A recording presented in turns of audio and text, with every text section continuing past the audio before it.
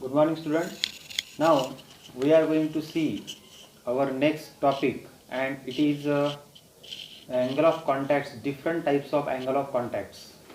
There are two types of angle of contacts previously we have seen.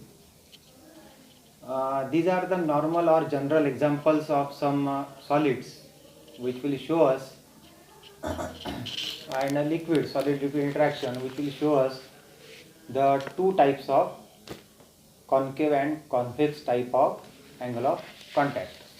But there can be four types of surfaces related to different types of liquids that we have taken in contact with solids.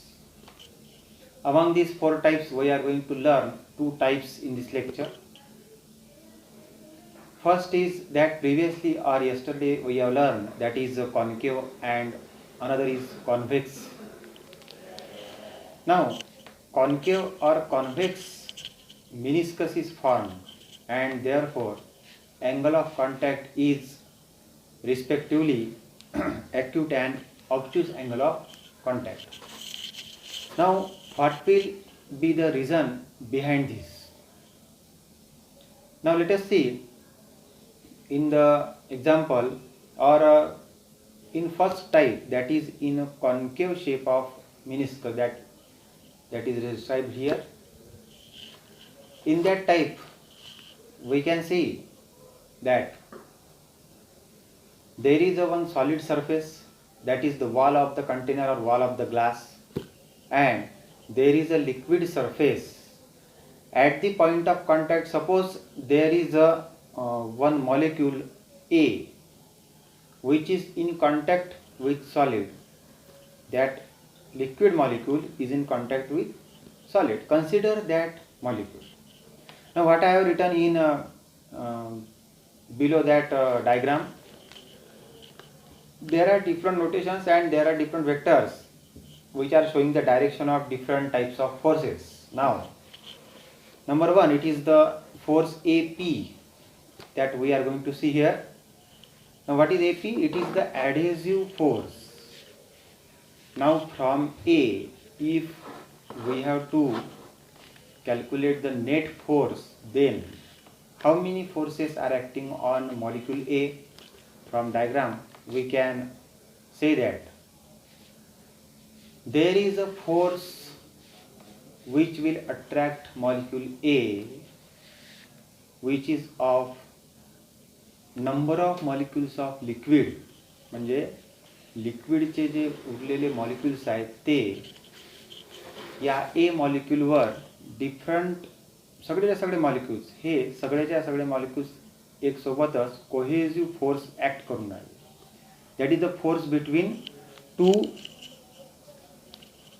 molecules of the same liquid, and therefore it is cohesive force. Now also there is another force, that is adhesive force, which is acting on that molecule A because it is in contact with solid. Now solid molecules of that internal surface of the glass, internal wall of the glass, will act on the particle or molecule A. Now these molecules are also attracting A on their side, which is denoted by vector AP. It is written below.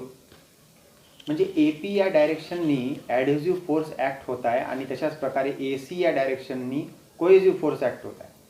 AP या डायरेक्शननी सगळेच्या सगळे सॉलिडचे molecules त्या A मॉलिक्युलला स्वतःकडे ओढत आहे. त्याच प्रकारे सगळे लिक्विडचे मॉलिक्युल्स ए ला स्वतःकडे ओढत आहे, तो म्हणजे AC या डायरेक्शनने ओढत आहे.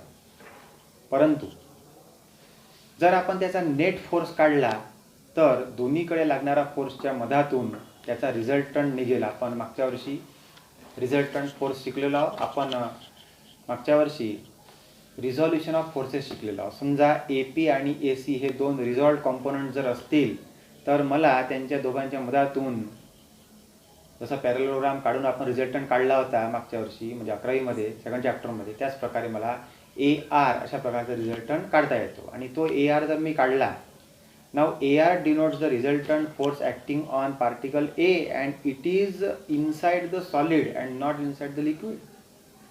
Therefore particle A is attracted in the direction of AR. आता जर आपण असं कन्सिडर केलं की तो AC डायरेक्शननी फक्त अट्रॅक्ट झाला असता तर तो पाण्याच्या आतल्या मॉलिक्युल्स थ्रू अट्रॅक्ट झाला असता आणि म्हणून तो खाली गेला असता. जर तो फक्त AP या डायरेक्शनने अट्रॅक्ट झाला असता जास्त तर तो वर गेला असता आणि फक्त तो ग्लासकडे अट्रॅक्ट झाला असता. पण त्याचा रिझल्टंट हा AR हा जर आपण पाहिला तर आपल्याला असं दिसते की तो AR या डायरेक्शनने अट्रॅक्ट होत आहे, म्हणजे तो आतही थोडासा अट्रॅक्ट होतो आणि ग्लासकडे अट्रॅक्ट होता. अशा प्रकारे तो कम्प्लिटली सरळ अशा सरफेसमध्ये राहणार नाही तर थोडासा वर टिप ऑफ म्हणू आपण त्याला, अशा प्रकारे थोडासा वर गेल्यासारखा दिसून येईल. आणि म्हणून त्या ठिकाणी कॉन्केव्ह शेप तयार झाल्यासारखा आपल्याला मिनिस्कसचा दिसत आहे. Therefore meniscus has concave shape. This is the reason behind that shape of the meniscus. म्हणजे मिनिस्कसच्या शेपच्या मागे हे कारण आहे. लक्षात आलं? म्हणून मग ए जो आहे पार्टिकल तो ॲडेझिव्ह फोर्स त्याचा जास्त असल्यामुळे ॲडेझिव्ह फोर्समुळे तो तिकडे अट्रॅक्ट होत आहे. कोहेझिव्ह फोर्सपेक्षा ॲडेझिव्ह फोर्स जास्त आहे म्हणून तो ग्लासकडे अट्रॅक्ट होता, म्हणून त्याचा रिझल्टंट हा ग्लासमध्ये येत आहे.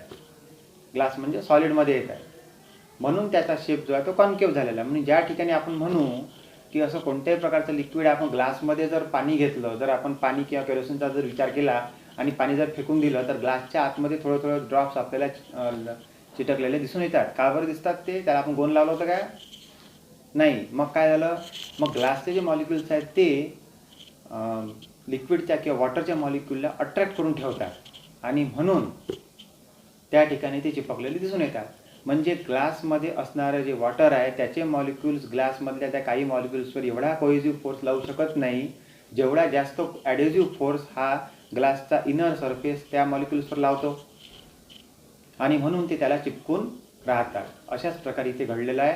म्हणून इथले जे कॉन्टॅक्टमधले मॉलिक्युल्स आहेत सगळ्या बाजूचे ते सगळे वर सरकलेले आपल्याला दिसून येतात, कारण की ते ग्लासच्या मॉलिक्युल्सकडे अट्रॅक्ट झालेले आहे ॲडेझिव्ह फोर्सने. म्हणजे या ठिकाणी काय ॲडेझिव्ह फोर्स हा जास्त आहे आणि कोहेझिव्ह फोर्स आतला कमी आहे. असं ज्यावेळेस घडत असेल त्यावेळेस आपण असं म्हणू की कॉन्केव्ह सरफेस आपल्याला मिळतो. आणि त्या ठिकाणी आपल्याला असं दिसून येते की अशा प्रकारचं लिक्विड आपण जर घेतलं तर ते सॉलिडला वेट करते, म्हणजे ओलं करते, कारण ते सॉलिडला चिपकून राहते. त्याचे मॉलिक्युल सॉलिडकडे अट्रॅक्ट होतात, चिपकून राहतात, म्हणून ते त्याला ओलं करू शकते.